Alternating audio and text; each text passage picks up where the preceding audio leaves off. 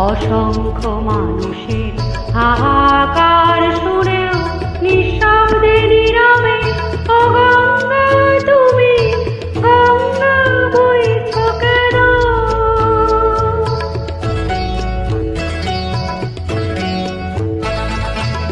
নৈতিকতার স্খলন দেখেও মানবতার পতন দেখেও নির্লজ্জ অলস ভাবে বইছো কেন?